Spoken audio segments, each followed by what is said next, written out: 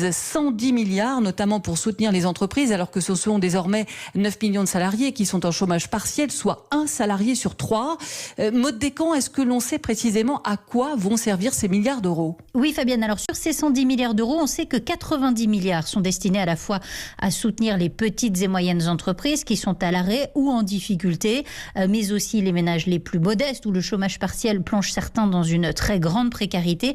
Et puis, une partie de ce plan financera également la prime exceptionnelle de 500 à 1500 euros destinée aux soignants. Et puis, il reste 20 milliards d'euros. 20 milliards qui, eux, serviront à recapitaliser les grandes entreprises comme Air France ou encore PSA. Alors, sur le papier, ce n'est pas une mauvaise idée, dit le député ancien LREM Mathieu Orphelin, sauf que l'État ne demande aucune contrepartie à ces entreprises. C'est une sorte de chèque en blanc, sans aucune garantie que ces entreprises prennent des engagements fermes. Par exemple, sur Air France, arrêter progressivement les vols intérieurs sur les liaisons où un TGV existe. Il faut que nos entreprises s'engagent enfin dans cette transition écologique et solidaire. Certains députés de l'opposition reprochent par ailleurs à la majorité d'avoir fait passer cette mesure en catimini.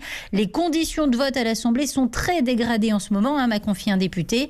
Le texte doit maintenant être examiné au Sénat. Ce sera mardi prochain. Maude Descamps du service économique d'Europe 1.